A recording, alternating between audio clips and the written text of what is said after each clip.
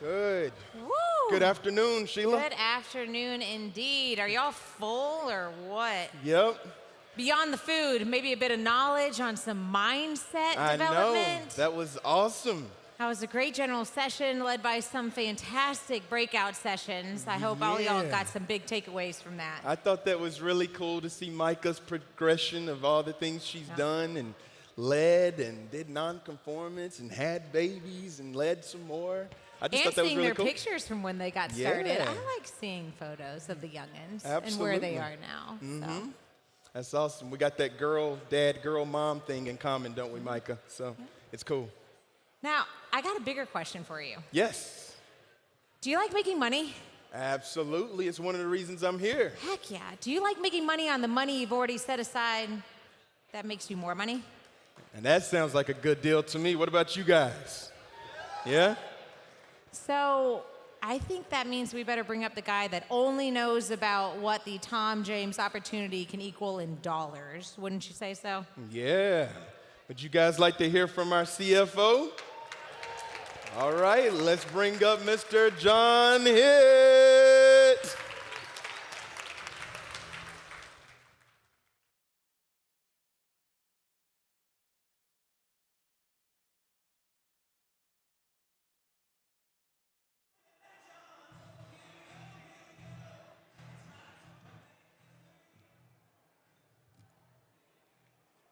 Good afternoon. How are you? How is life? Life is good. All right. Okay. We're here today to talk about that. Is that okay? You're good with that. There are many important days on the Tom James calendar, but none are more important than the day that we declare a dividend. The day that we declare a dividend is the day that we redistribute the profits of Tom James Company to its owners. And at Tom James, there are no owners outside the company. You are the owners of Tom James.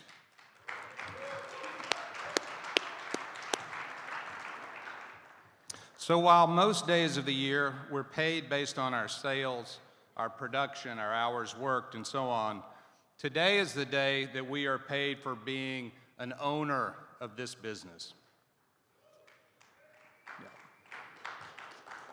Yesterday, the Tom James Board of Directors met to determine if a dividend would be paid this year.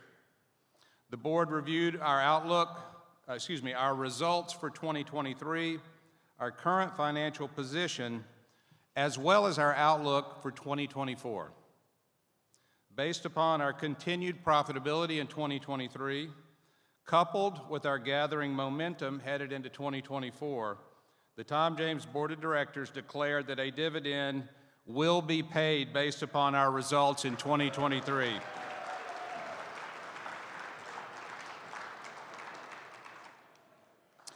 The dividend on 2023 results will be paid to shareholders of record as of January 1st, 2024. The dividend on 2023 results will be paid on March 1st of 2024. The dividend on 2023 results will be paid on paid shares, unpaid shares, options, and net worth building units. The dividend on 2023 results will include shares and options from our most recently completed stock offering, which is now visible on your stock statement. The dividend on 2023 results will be 30 cents per share.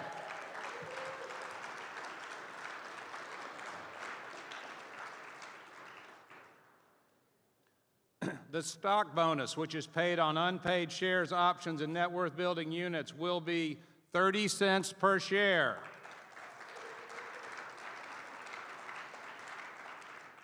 And finally, the minimum combined dividend and stock bonus for active employees will be $450.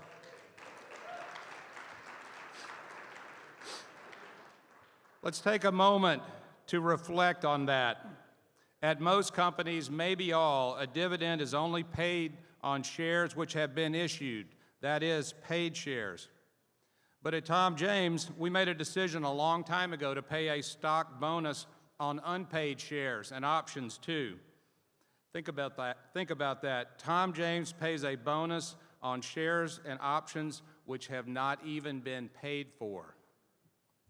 The minimum combined dividend and stock bonus on 2023 results will be $450 for all active employees. That means no matter how many paid shares, unpaid shares, options, and net worth building units you have, your combined dividend and stock bonus will be at least $450, provided you're a shareholder, of course. And there will be a total of 304 people affected by that minimum decision. So just think about that. There's people that literally just signed up for their first offering. It just went live. They're going to make $450 come March 1st of this year.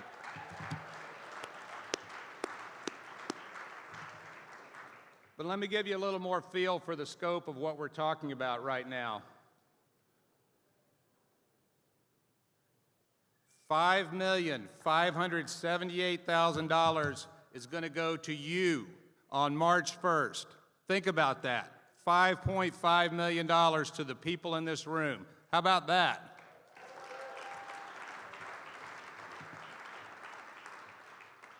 Let's break it down a little further just so you see how this works. People who've been hired after 2020 are going to average $607. This is an average of everyone. From 2018 to 2020, it'll be $1,655. From 2015 to 17, this is when they were hired, it'll be $2,366. Then $3,518. People hired 2009 to 2011. You remember what that was like, guys? It was tough then, wasn't it? 2009 and 11. Those folks that are still here are going to get $6,800 on average. People from 03 to 08, $8,744. 92 to 2002 is just under $12,000, and people hired before 1992 will average a dividend of $27,255. Give that a little love.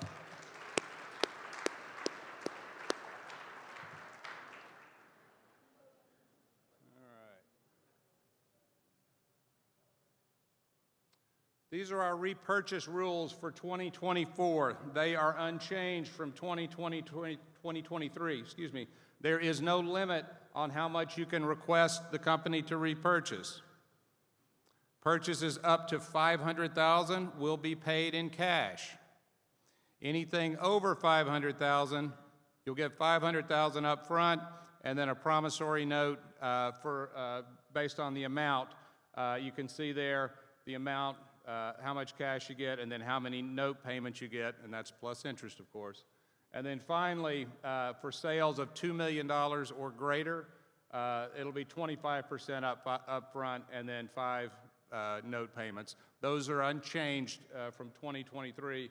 And in case you're wondering, when you see a stock sale of $2 million, there were several in 2023. So it does happen. All right. Let's talk about this dividend a little bit closer.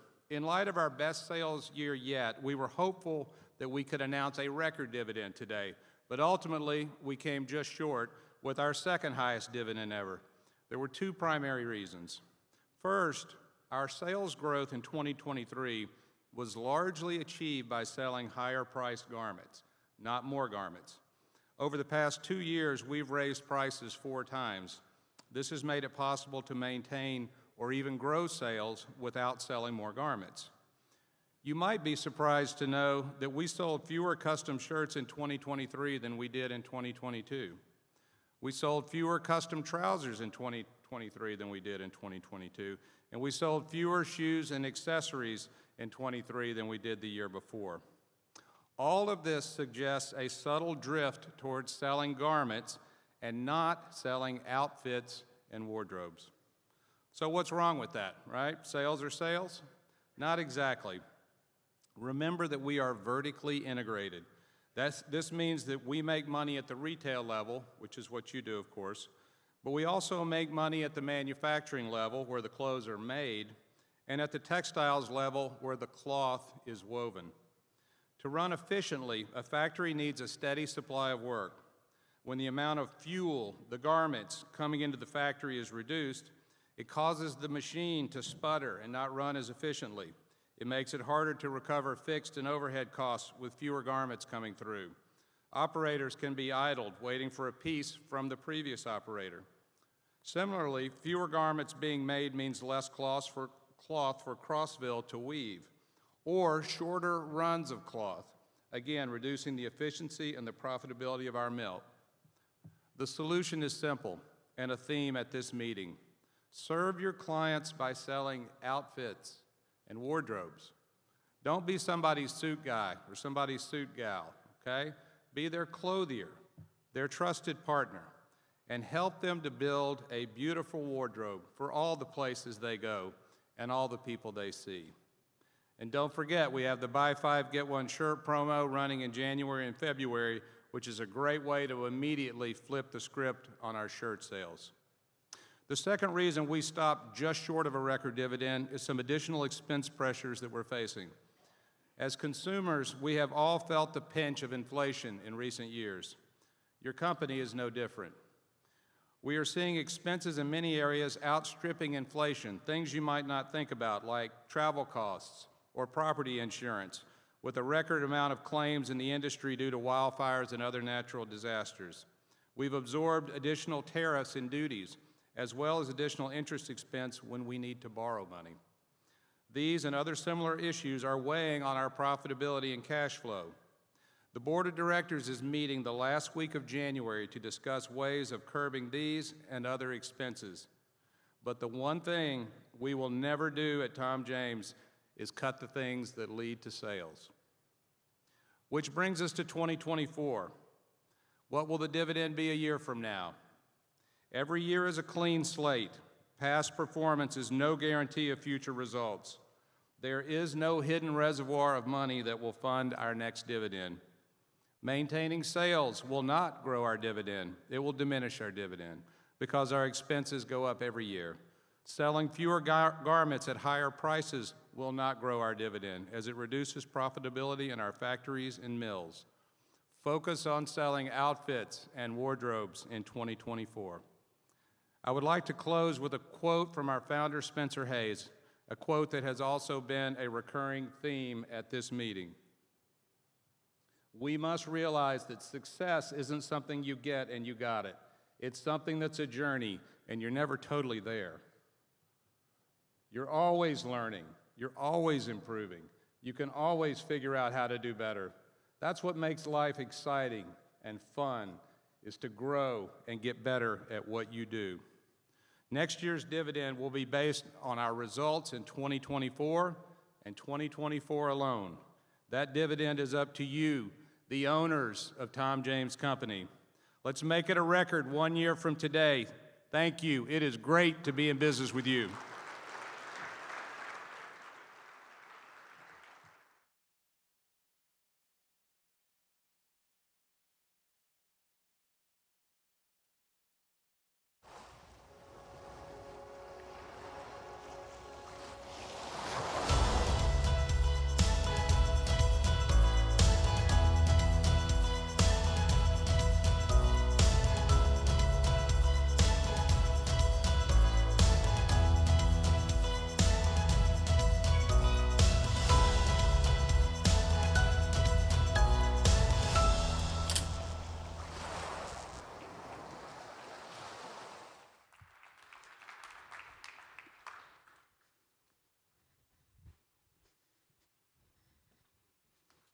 Hello.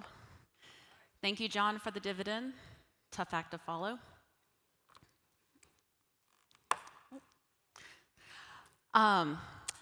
There's a lot of very well-qualified people in this room that can talk about building long-lasting relationships with clients and being referable. I am just one voice of many and will share some pieces that have helped me along the way. I have to start, though, with my mindset getting into the business. I believe that has really shaped how my career has gone up to this point. I had one job out of college and realized about a year in I was not cut out for long-term sales. That sent me on my journey to find a new job in Tom James. I know I was a bit of an anomaly at 23, but I really did want to find a long-term career. It was probably equal parts my competitiveness, a little bit of laziness. It's hard to find a new job. And the anxiety I felt when I had to quit my first job that I never wanted to have to go through again, that all led me to want to get somewhere and stay there for the long haul. I really wanted this to be it, and I just said to myself, this is your career, now figure out how to get good at it. I was okay on straight commission sales. I was certainly excited about the unlimited income opportunity, and I knew myself well enough to know that I wouldn't just sit on the sidelines and not work. But at 23, I was still slightly apprehensive about the notion of not knowing what my paycheck would be month to month. I'm also pretty risk averse, so I had to figure out how to find security in our business, security in my income. I'm sure this came from my leader at the time, but I quickly put two and two together to realize that the more clients I have, the more security I would feel. If every time the new month rolled around, if I had lots of clients to call on, I felt confident I could sell clothes and therefore earn a steady income, which would make me feel secure. So that then became a goal, to build a large clientele. I also realized that if I'm going to do this for the long haul, I really want to work with my clients a long time and not just once.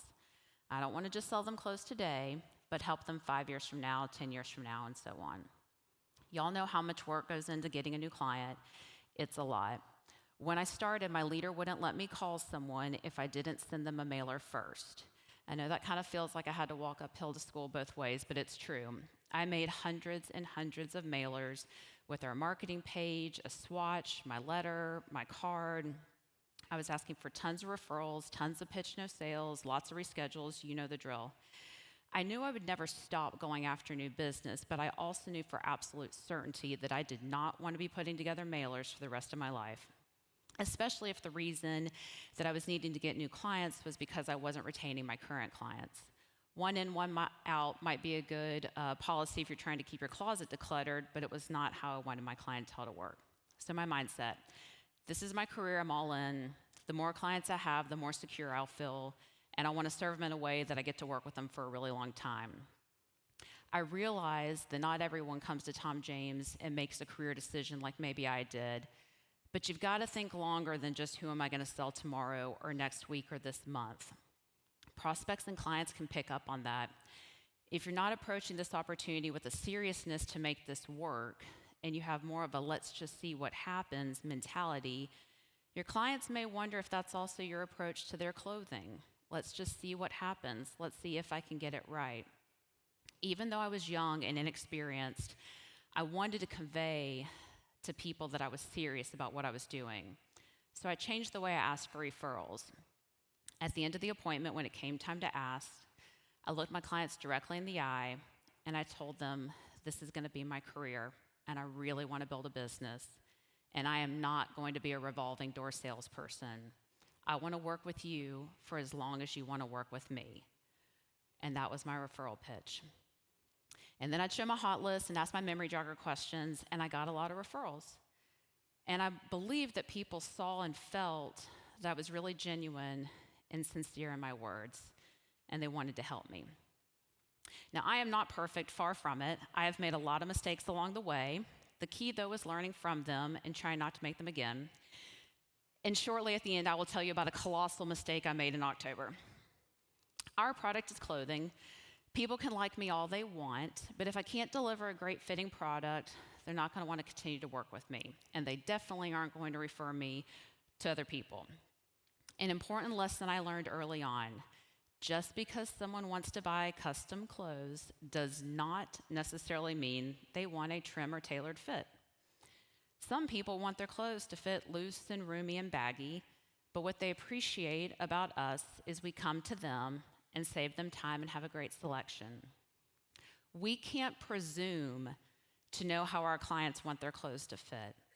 Understanding how someone wants their clothing is mission critical in our business, and we have to ask a lot of questions. Now, I would assume that everyone in here has gone out to a restaurant and ordered a steak. What is the very first question they ask you after you order your steak? How do you want it cooked? Right. So they bring you your steak, and if they've not done it correctly, they send it back, and that's a steak remake. That was funny to me. But imagine if they didn't ask you that question at all. That is exactly what we're doing when we don't ask our clients how they want their clothing to fit, or we don't ask enough questions to really understand how they want their clothes to fit. We just make them and we bring them back, and there's a chance we get it right, but there's a pretty strong chance that we get it wrong. So even if that restaurant is beautiful and the atmosphere is great and the sides are good and the service is good, how likely is someone to go back if they're not going to get the steak right?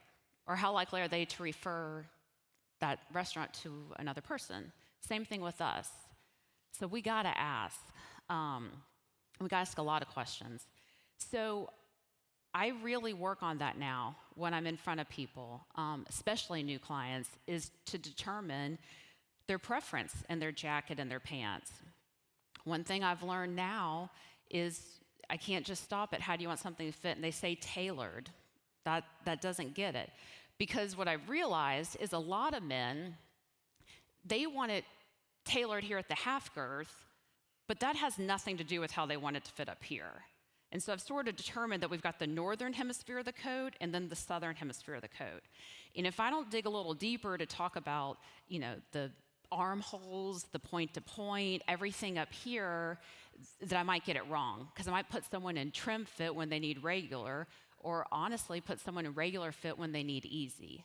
So I have a lot of dialogue about that with my clients, and I talk a lot about the code. And then I measure out half girths and things like that, so I can make sure they're comfortable here and here. Now pants, when I started, everything was full, 24-inch knees, 12-inch rises. I didn't even know what taper the pant leg means, but that's not the case today. So that's just another area where we've got to get really specific. Because what I've also learned is when someone wants a trim pant, a lot of times that's trimmer than our trim pant chart. And so I show pictures, and I measure knees, and I measure bottoms, and I keep asking questions to make sure I understand what they're looking for. The expectation I set with my client versus the expectation I have for myself in my own mind, I always tell new clients that when the clothes come in, I expect we might have a couple of tweaks that we need to do, but we'll easily address those and have a local tailor to make the adjustments. And that's a teeny little white lie that I tell them, because in my mind, I am trying to nail it the first time, always. I want 0 alterations. I want to delight them and knock it out of the park. Unpopular opinion, it doesn't bother me if someone doesn't order functional buttonholes the first time, because when I do nail it, they can wear it home that day. They can wear it the next day. They have been waiting all this time for clothes, and they're ready to wear them. If I buy something new, I want to wear it the next day. And selfishly, there's other things I want to do with my time besides alterations and carting clothes back and forth. There is no greater feeling than loading up my car in the morning with clothes, and at the end of the day, it is completely empty. Now, do I do alterations? Of course. But I really go over my orders and measurements before I submit them because, again, I really want to get it right on the first try. It's just a little way that makes me feel like I'm winning at my job. Money, transparency. Something else I've learned is that we need to be really transparent with people about money. It's how we build trust. It's how we build credibility. It's how we show professionalism. It's how we show respect to our clients, and it's how we get referred to other clients. I cannot imagine meeting a stranger for the first time, handing over my credit card to buy something, and not knowing how much I spent or getting a receipt. When we used to write up COFs, once I was done writing the order, I'd go over all the details with my client: gray striped suit, 3-button coat, pleated pants, 4 white shirts, total tax total. Here's the half down, here's the other half delivery, and they'd sign. And then I'd tear off my little carbon copy and give them the receipt. I realize that sounds antiquated now, but what that process did was make sure that my client and I were on the same page about everything, order details and charges. That's where they could catch me and say, no, actually I said I wanted a 2-button coat this time, or I wanted plain front pants this time. And no, I fixed it right then and there. Had I not gone over the order, that 3-button coat would now be a remake. Now we have VOE, so much easier, so much better. I was a late adopter because I like to kill trees and use paper, and I still have a paper calendar, but I would never go back. I haven't changed my process though. I get the order entered, and then I still go over all the details, and I zoom in on the money. Total tax total, here's the half down, and here's the balance, or here's what we're gonna run today. That number is half of our new order, and the balance from what I've just delivered. We're not getting a signature anymore, but I'm getting that verbal confirmation that my client and I are on the same page. Always run the money right then, and I explain the 2 emails. And it's important for me to tell people that so they don't get confused. You're gonna get 1 email right now, and that's just letting you know that Tom James charged your card. You're gonna get a second email, and that's the actual order receipt. It does show the money, but it's not a second charge. At the end of the day, I don't ever want to get an email from someone questioning how much they spent, how much a particular item was, or worse yet, asking to cancel an order. I don't get those emails. If there's ever gonna be any question about how much money someone is spending, I want it to come up face to face so we can talk about it and adjust what we need to. Now, communicating with our clients and meeting with our clients. Our clients are very busy, and we want and need them to be. I had to shift my mindset when it comes to clients rescheduling appointments. It can definitely be frustrating in the moment, especially if it's last minute. But at the end of the day, I want my clients to be that busy. And I tell them that. If they weren't that busy, they would have plenty of time to shop, and therefore they wouldn't need me. So they can reschedule, and we'll reschedule if we have to, because that's just part of it. Pleasantly persistent is my mantra when it comes to booking appointments with prospects, referrals, and clients. I just stay on it until someone tells me no, and I work really hard to not just assume something is wrong when I don't get a reply. I can't count how many clients I've developed because I was so persistent in front of them. The people we want to work with are busy. We just have to stay the course, and they really appreciate that we stick with them. I always thank my clients when they turn down appointments. I hate to use the word train because it sounds like I'm talking about my dog Murphy, but whether it's over the phone, text, or email, if someone says no, not right now, I always thank them for getting back to me. And I tell them I'll check in down the line. I want a response, even if it's a no response. And I also want my clients to feel completely comfortable saying no.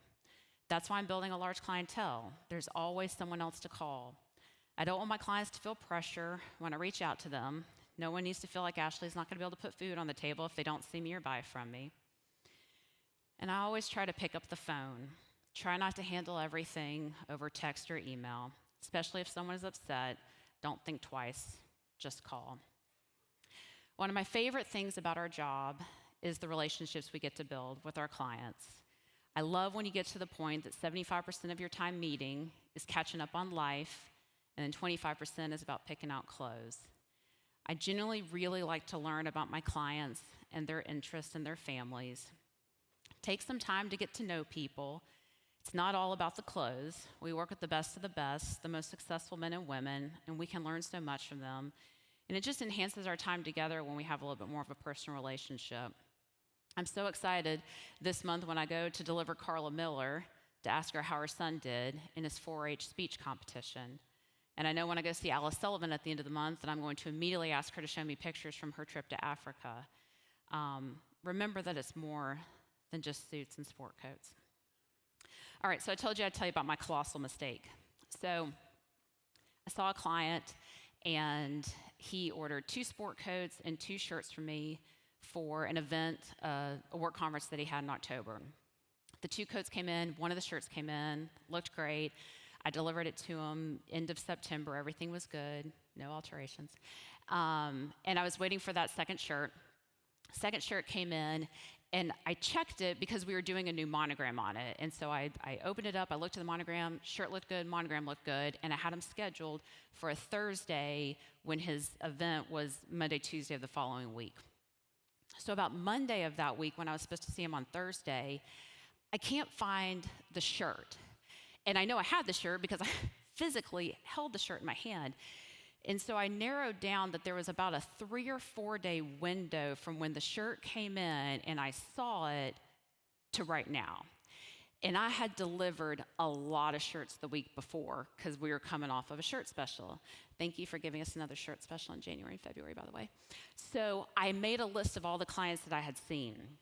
And I was like, I must have delivered it to somebody else. So I start reaching out to them, and I'm calling them, and I'm texting them, hey, Frank, I'm missing a shirt. You should have 6. Here's what one looks like. The monogram will be different. And I have to send that to like 6 or 7 people. And they're like, no, actually, I've got all my shirts. Sorry, hope you find it. Same thing, Dr. Payton, I'm looking for a shirt. So then I realized that I had a client, a Huntsville client that was going to Dallas for a conference, and he had asked me to ship his clothes to Dallas for his meeting. And I thought, oh my gosh, I must have accidentally put it in for my Share office manager to ship those clothes. So I'm checking the tracking, and now I have to wait. The clothes get there on Wednesday. He's going to be there Thursday morning, and I have to wait for him to open it up. I'm thinking if he gets it, he can overnight it back to me. And I'm supposed to see my client Thursday midday. Thursday morning, my client gets back to me. He's in Dallas. Ashley, I don't have the shirt. And so now I got to go see my client. So I go into his office, and the first thing he says is, do you have my shirt? And I said, no, I've made a huge mistake. I said, I had it, but I don't know what I've done with it. I have misplaced it. And it was also very awkward because I was supposed to deliver the shirt, but we were also going to pick out an outfit for his Christmas party, and his wife had come to his office for this meeting. So he is visibly upset, as he should be, and I'm just apologizing. I'm like, I am so sorry. I don't know. I am turning over every leaf. I am trying to find this shirt. And he's like, I don't have time to go try to find a shirt for my event next week. And I said, I know. I said, I'm going to figure this out. I'm going to make it right. And then I didn't know, do I show cloth, do I not? But he ended up buying an outfit for the Christmas party. But I left, and I felt horrible. I felt really, really bad. And I thought, I have to get him a shirt. So that's what I spent my afternoon doing. I went to 6 or 7 shops. I had my tape measure, his shirt measurements, the swatch of the sport coat, the swatch of the shirt, and I found a shirt for him. And so I called him. It was around 5:30 or something, and to let him know, I have a shirt for you. I didn't get him. So I did send him a text, but I called first. And so I said to him, Wayne, I was calling to apologize again for my mistake. I understand your frustration and appreciate your patience with me. I'm still looking and hoping I find it. Having said that, I did not want you to spend your time this weekend trying to fix my error. I went several places today and bought you a shirt. It's a similar print, actually a pattern we've carried in our own line, and I measured out the shirt to confirm sizes. I don't want to leave you hanging in the lurch. I can bring this to you tomorrow and happy to come by office or home. Happy to chat on the phone as well, but I know you may be into your evening now with your family. And then he wrote me back, and he said, Ashley, yes, ma'am. I was disappointed because I truly do not have the time to shop for a shirt, but neither do you. But you did, and I appreciate you doing that. I will keep my fingers crossed that you can find the shirt, but if not, I can ask Maddie to meet with you for the shirt as she needs to take it to the dry cleaners. I'll be in a conference all day long tomorrow, or else I would gladly meet you. I appreciate your honesty and effort. So I felt a little bit better, but I still felt really horrible. But I took the shirt to his assistant the next day, and he was better. And I made sure to get the Christmas outfit in on time, and I'm also seeing him next week. So I felt good about saving it, although it was a really awful mistake. And as far as the shirt, think I threw it away, which is shocking because how would someone do that? But it never turned up. And so all I can think is when I was unboxing all these shirts and bagging them up that I must have just thought that it was in my empty box pile when it was definitely not an empty box. And by the time I realized that that was probably what I did, our dumpster has been, emptied 3 or 4 times. So of course I refunded him, the money for the shirt, and that was a big, huge, colossal mistake. So, moral of the story, don't throw away clothing. But more than that, hit your mistakes head on with your clients. I think that he and I will have a better relationship for it, because at least he knows I'm going to be honest with him and fix things when I make a mistake, hopefully not another one in the future. So again, lots of people can share tips with you. Those are just a few of mine to try to build long-lasting relationships with my clients, and of course get referred to other people.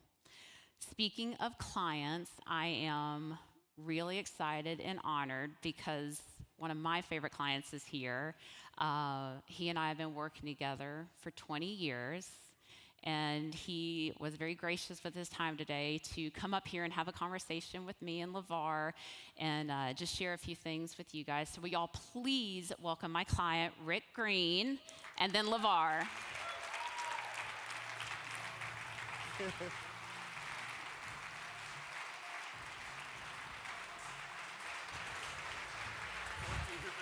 Do what? I know. All right.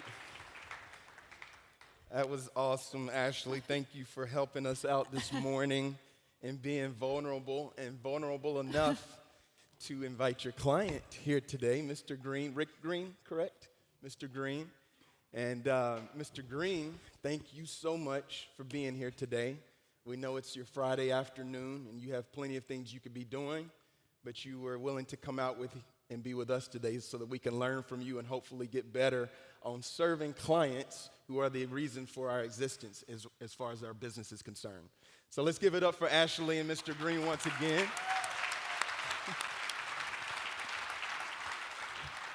All right, so let's have some fun. Mr. Green, could you just tell us about yourself and really what kind of line of business you're in and what your day-to-day is like? Well, first call me Rick. Mr. Green's my dad. All right. So, I'm a healthcare CFO. I've been in Nashville and other places for a long time, but I serve a pretty large dental practice company, dental services organization as a CFO. Awesome. Thank you. Do you remember how you met Ashley? I do. Ashley cold called me. We didn't have a relationship before. She had just gotten started, and she called, and I agreed to meet her, and it went off from there. I love to tell the story. Ashley was serving in junior achievement as a volunteer. When we met, she said, "Yeah, I'm at Moore Elementary, and I'm Crockett Elementary in the 3rd grade." I said, "Well, my daughter's in the 3rd grade at Crockett Elementary." So now, fast forward, she had helped my daughter. My daughter now is 28 and has 2 kids, so we've been together a long time. What was crazy was our first meeting. It was at the inn, and we were chatting, and he was talking about Caroline, and I was literally going from our appointment to my volunteer at his daughter's school, and I was in her classroom with her as a 3rd grader. It was where I was going next, was doing my volunteer hour at Crockett. And she aged, but we didn't. Yeah, that's right. Yeah. That's awesome. So how long has that been? I know we started 20 years ago. How long have you been working with Rick? 20 years. Wow, that is awesome. I looked it up. It was a ready-made Glen plaid suit and a ready-made navy blazer. Still one of my favorite suits. A testament to the quality of Tom James. Yeah, no, right? it's shrunk a lot since then. It doesn't fit. But it was, one of my favorite suits of all time. Watch those dry cleaners. You got to be careful with those dry cleaners. So before you met Ashley, before she called you, had you ever had a service like this before? Had anyone ever approached you on a type of service like this, Rick? I don't believe so. I sold clothes when I was in college, in a men's store in my hometown. So I knew a little bit about clothes and knew a little bit about Tom James. But I don't think I'd ever talked to a Tom James rep when I got a call. Okay, so were you kind of inclined when you got the call to say yes, or were you hesitant, or what were kind of your feelings behind it when she called you up? I like to say yes, so I was inclined to take it, to take the meeting. But my first impression was, it's going to be really expensive. It's going to be not substandard quality, but just so quality. I had this preconceived notion in my mind, and it's going to be difficult. Okay, but you went ahead because of... Went ahead with the meeting, yeah. Okay. Yeah, went ahead with the meeting, and obviously it worked out. Yeah, for sure. Awesome.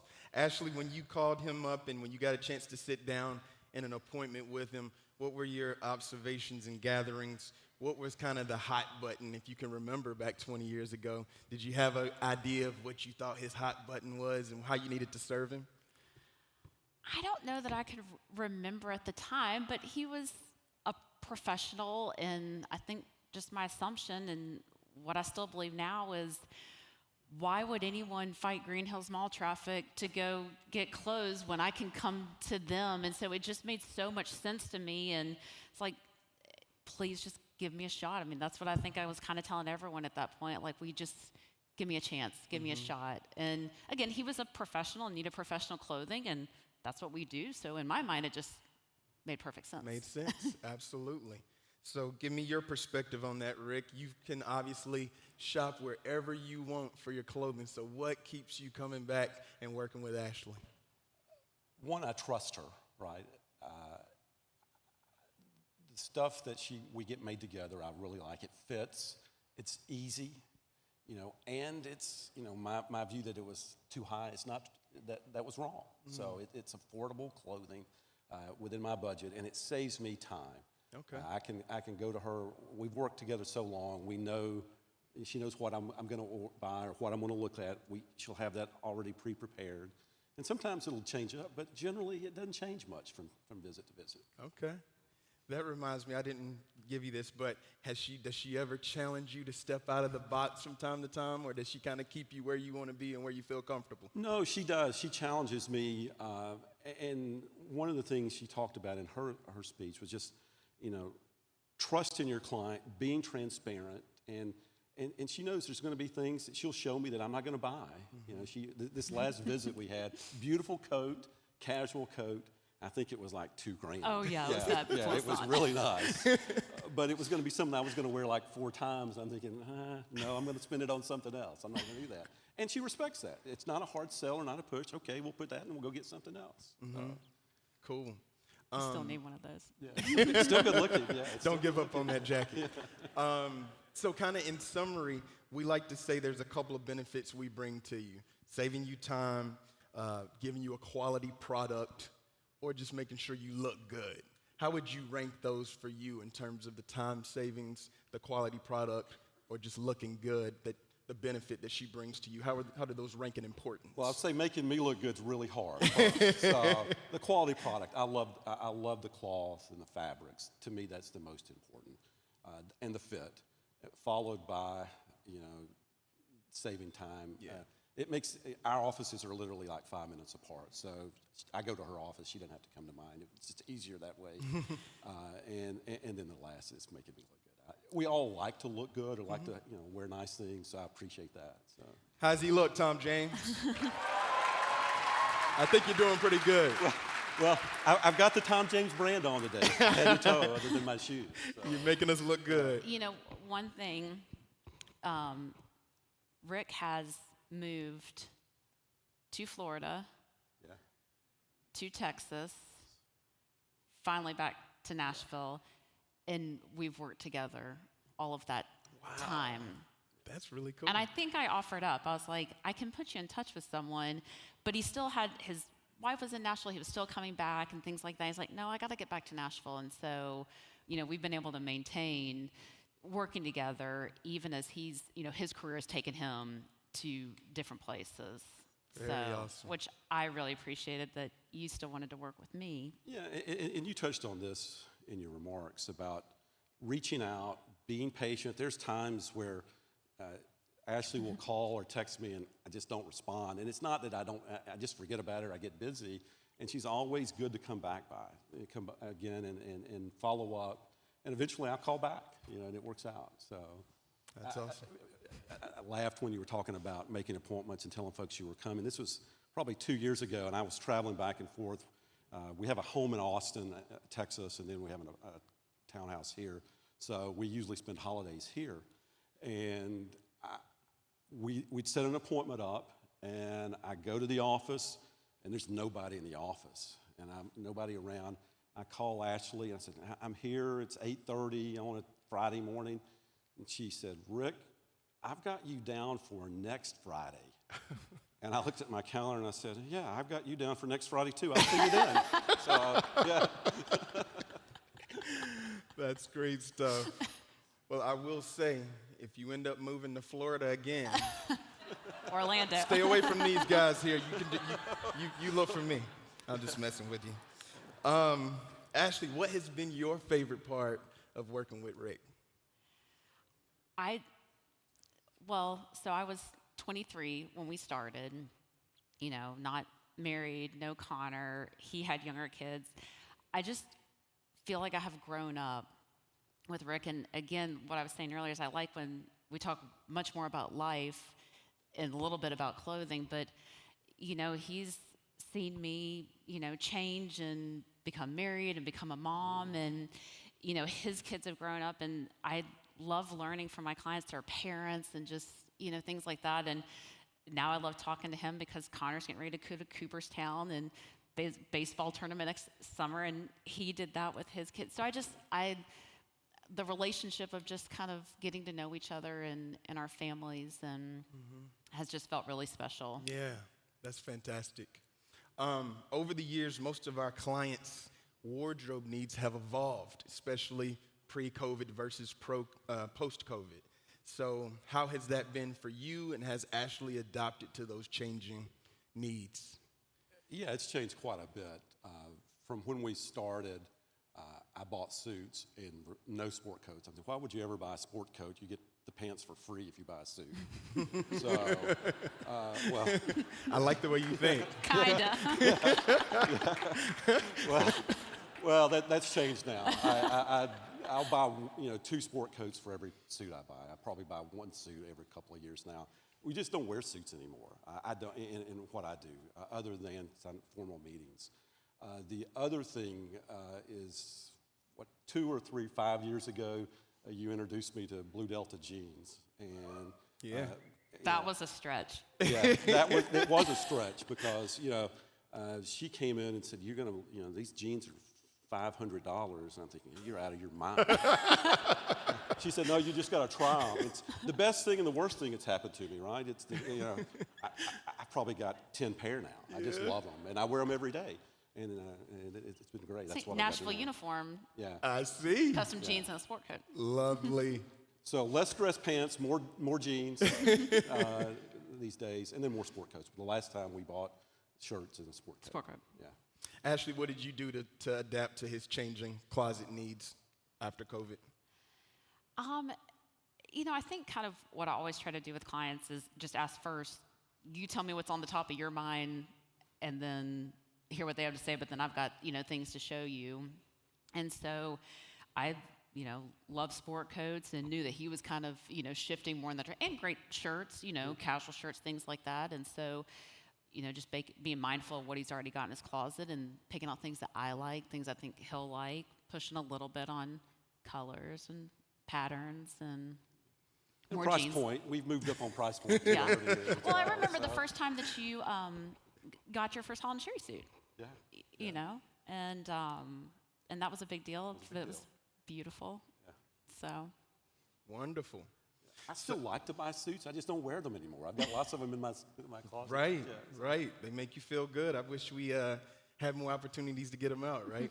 But we'll help you find some opportunities to get them out for sure. Now, Ashley told us earlier about a bad situation when she lost the shirt, and not to pile onto that, but we do have you here firsthand, and we all would like to know, give us a time when something didn't work out according to plan, and how did you guys work together to get through it? There's not been very many. One I can remember, we ordered a pair of jeans that Oh, I messed up something. that were different. You know, it was just it was a different thread and a different color. It was those Postman blue and orange. They were Auburn jeans. I said, I'm never wearing those. And ultimately, we figured out a way to make it, you know, she said, well, I'll take them back. I'll get you what you ordered. And she did that. And I said, well, I mean, what are you going to do with those? I mean, are you going to have to? She said, yeah, I'm just going to have to eat them. I said, well, I'll pay you at cost. And I bought them for cost. She made whole. She made my jeans, the ones I wanted ordered, and we're still clients. And we may have lost a shirt or two or something over the time. But, yeah. I think that was the only shirt I ever threw away. I've never thrown away your clothes. But I buy shirts and I put them in a closet, and I might not wear them for 6 months. So and sometimes in traveling as much and having a couple different locations, you know, she's never lost one. I've lost a time or two. So. That's awesome. Ashley, you have anything to add to how you were able to work to make things better if anything ever goes not according to plan? I think I've just learned not to sit on it and just, again, address it head on, that the anxiety you feel over the mistake or the perceived issue is so much worse than just having a conversation. I think our clients are good people. They know everyone kind of can mess up, make a mistake. We can have a mistake at, you know, any level, but we just work through it. I tell folks that work for me, you know, bad news doesn't get better with time. If you have bad news to give it and get it over with. It's better for you and for your client. So that's awesome. Well, I think that's a good place to wrap up this interview, you guys. I really appreciate, again, your vulnerability to have your client here and to talk about your relationship. And, again, taking time out of your busy schedule just to help us learn how to get better in serving our clients. So, once again, let's give it up for Ashley and Rick Green, ladies and gentlemen. Thank you so much. That was awesome. Thank you. Thanks, Ashley.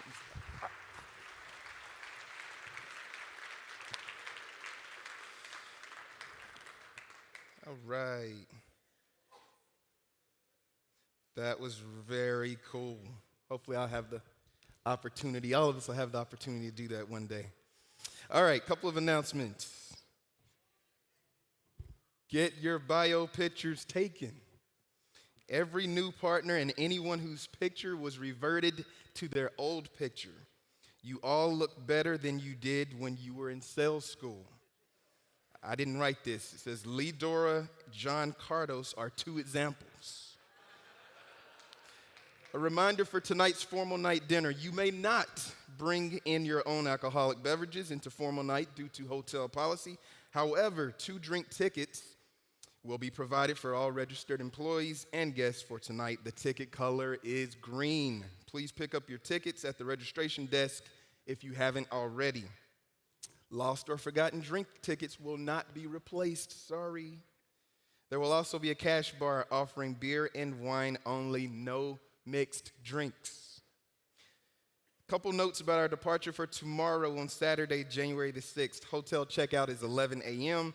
Please bring your luggage downstairs to the event hub lobby area where Tom James registration desk is located. Hotel staff will assist you with your luggage and monitor it while in the general sessions. Any shipped items are on your own at the hotel FedEx office at your own expense. Transportation, there will be Hello staff in purple polos to manage transfers and direct guests to their motor coaches.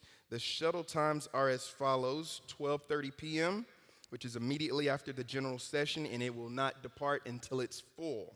1 p.m., which is also loading immediately after the general session and will also not depart until it's full. Then we have 2 p.m., 2:30, 3, 4, and the last shuttle is at 5 p.m. Now, immediately after this session, we'll be setting up for the illustrious Chairman's Club night. So, we need you to not linger. Please leave the ballroom and use the doors straight behind you because we're already setting up on the side. Next are our breakouts on customer service. It starts at 2:15 in 5 minutes. Remember to depart out the back door, not the side door, and we'll see you tonight for Chairman's Club. Thank you.